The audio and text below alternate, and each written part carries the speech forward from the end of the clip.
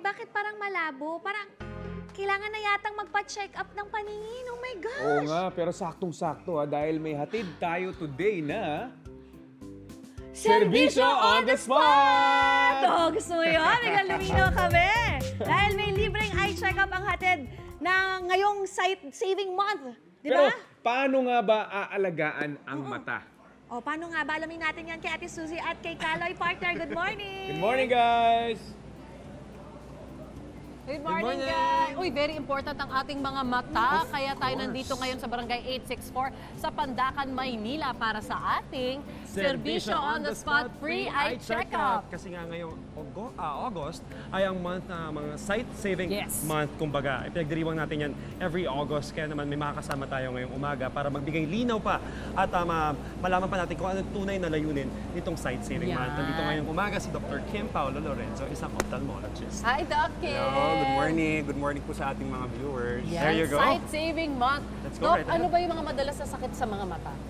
So, ang pinakakaraniwang sakit sa mata ay yung pagkakaroon ng grado or error of refraction. So, yan yung pagiging nearsighted, farsighted, or yung ibang may astigmatism. Right. Tapos, sa mga mas nakakatanda naman, yung katarata, yung isa pang karaniwang dahilan ng paglabo ng mata.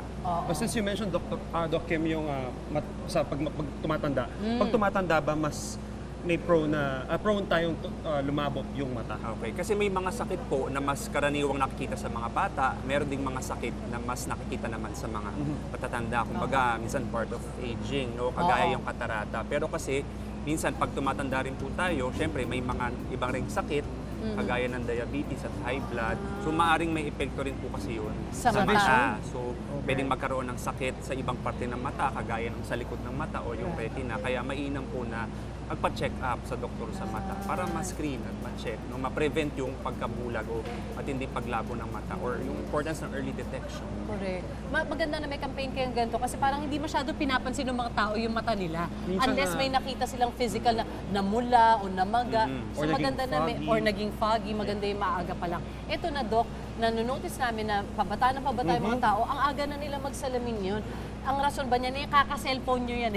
Tunay ba yun? Yung mga Na yun spill ang ng mga reason? nanay laging ganyan. Is it a real reason? So yung grado po kasi, lalo na sa mga bata, so iba't ibang factors po kasi yan eh. So una, pwedeng genetic o namamana. Okay? Pangalawa, pwedeng part na po yun ng development ng mata o nasa struktura na ng kanilang mata. Pero may mga ilang pag-aaral po kasi na nagsasabi na nako-correlate yung madalas na paggamit ng cellphone or gadget sa pagtaas ng incidence ng mataas na grado at yung pag-progress ng grado. So, may mga nagrekomenda, may mga pag-aaral na rekomenda na limitahan ang paggamit ng gadget. Yung screen time para mapabagal yung pag-progress ng grado. Yung pag-limit ng screen time, hindi lang pang eye health, physical health din. Kasi ibig sabihin, kikilos ka kasi kung hindi ka naka-gadget mo, etc. So, balanse din lang. Alright. Alright, eto na. So, nabigyan ng kasagutan yung mga tanong natin. Thank Miss you, Suzy. Doc. Eto But pa, wait, meron there's tayong more. kasama tayo ngayon dito. Si Angeline, please join us here. Ayan, magandang umaga. Isa sa mga pasyente natin ngayong umaga na may katanungan din sa'yo, Doc. Go ahead, Angeline. So, Doc, question lang po kasi so far po, since 2011, nagsasalamin na po ako since high school. So, by now po, 300 na yung grado ko. Is there any chance po na pababa sana? It Kasi started since- noong 2011 na ano taas ng grado. Nag-start po ako sa 75. Tapos ngayon 300, yes po.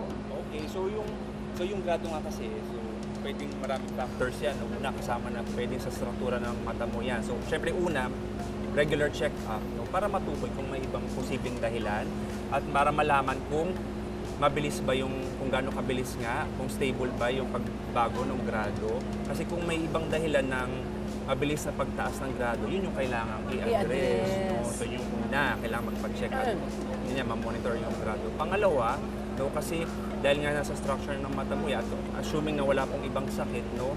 So yung salamin po kasi isang paraan yan para matulungan na luminaw yung paningin. Ngayon, may iba tayong mga paraan na ngayon, mga makabagong teknolohiya, procedures na pwedeng matulungan na ma-address yung grado na hindi na kailangan ng salamin or contact lens. Yun ay kung interesado ating So mga kailangan talaga pasyente. magpakonsulta. Magpakonsulta. Maganda paalala nga natin dito. Sa unang hirit ngayon na Sight Saving Month, bigyan nyo naman ng pansin at pagtuunan nyo ng Importansya. pansin ang inyong mga mata. That is Thank right. you, Doc Kim. Sure, Thank you, you're Angela. welcome. Maraming salamat mga kapuso. Ayan, sana nabigyan namin ng linaw yung mga katanungan nyo at matuloy-tuloy lang ating serbisyo on the spot dito lang sa inyong pambansang morning show, ang Unang Hirit!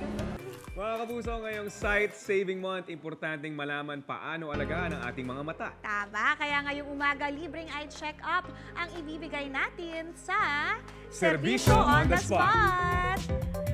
Mamimigay din tayo dyan ng libreng salamin. Kaya naman, balikan na natin si Kaloy para dyan. Partner, kamusta ang mga mata natin?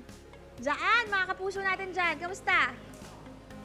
Kaloy! Good morning sa studio at sa inyong dalawa, Babas. Nandito ulit tayo sa Barangay 864 sa Pandacan, Manila para maghatid ng serbisyo on the spot free eye check-up sa mga kapuso natin. At as you all know, August is the sight saving month, kaya naman kailangan talaga natin bigyan ng importansya at pagpag-alaga ang ating mga mata kasi importante ang ating vision. Ito na nga ang ating serbisyo on the spot para sa kanilang lahat.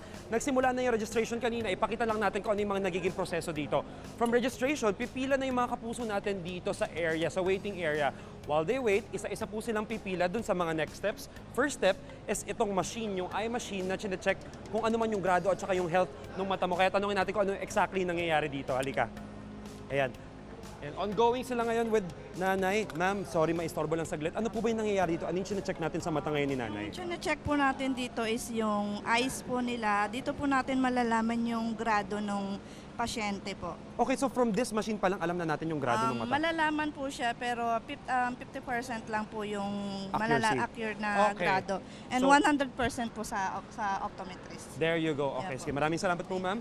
Ito naman, next step, from first step, second step is with our ophthalmologist, yung mga ating mga eksperto on eye health at saka sa kung ano man yung dapat na ginagawa para mapangalagaan yung mata. Nandito ngayon si Doc John Nakpil. Good morning po, Doc.